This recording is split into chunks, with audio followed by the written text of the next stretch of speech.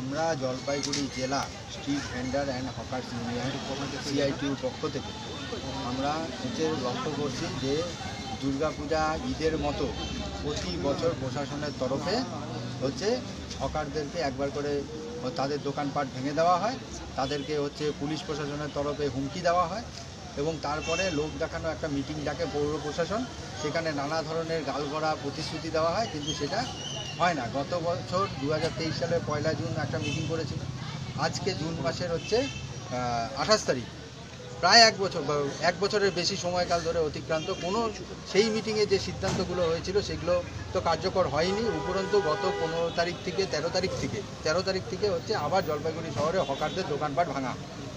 আজকের দিনে দাঁড়িয়ে হকাররা রাস্তাঘাটে দোকান বসাতে পারছে না, তাদের দোকান ভেঙে দেওয়া হচ্ছে, তাদেরকে প্রতিনিয়ত প্রশাসনের তরফে শাসানো হচ্ছে, হুমকি দেওয়া হচ্ছে। আমরা এর প্রতিবাদ স্বরূপ আমরা এসডিও সাহেবের সঙ্গে দেখা করতে এসেছি। গতকাল পৌর প্রশাসনের তরফে একটা মিটিং ডেকেছিল পৌর প্রয়াস হলে আমাদের 3টার সময়, কিন্তু দুপুর 1টার সময় আমাদেরকে বাই ফোনে ওভার টেলিফোনে আমাদেরকে জানানো হয় যে সেই মিটিংটা ক্যান্সেল হচ্ছে। সেটার কোনো রিটেন চিঠি আমরা পাইনি, সে ক্যান্সেল হয়েছে। যদি সেই মিটিংটা হতো আমাদের এখানে আসার প্রয়োজন পড়তো না, কিন্তু যেহেতু মহকুমা শাসক আমাদের এখানে রয়েছে, আমরা মহকুমা শাসকের কাছে এসেছিলাম, আমরা প্রপার চিঠি দিয়ে এসেছিলাম। সেই চিঠির এই যে কপি আছে, এই কপি পাওয়ার পরে আজকে যখন আমরা এলাম তখন ওনারা বলছেন যে আপনাদের পারমিশনটা গ্র্যান্ট করা হয়নি। আমরা বলছি ঠিক আছে, পারমিশন গ্র্যান্ট করা হয়নি, আমরা আমাদের পেটের জ্বালার খবর, আমাদের যে পেটে জ্বালা, আমাদের যে ক্রীড়া, আমাদের রুজির যে সংগ্রাম, তা নিয়ে আমরা দেখা করতে এসেছি। আপনি সরকারি আধিকারিক, আপনি আমাদের সঙ্গে 2 মিনিট 4 মিনিট কথা বলতেই পারেন। আমরা সেই বিষয়টা চেয়েছিলাম, কিন্তু অনেক টালবাহানা করলো, কোনোভাবেই তারা রিসিভ পর্যন্ত দেবেন না। আমরা এখানে আমাদের ইউনিয়নের পক্ষ থেকে আমরা বসেছিলাম, আমরা বসে থেকে তারা আমাকে রিসিভ কপি দিতে বাধ্য হয়েছে আমাদের ইউনিয়নের চাপে।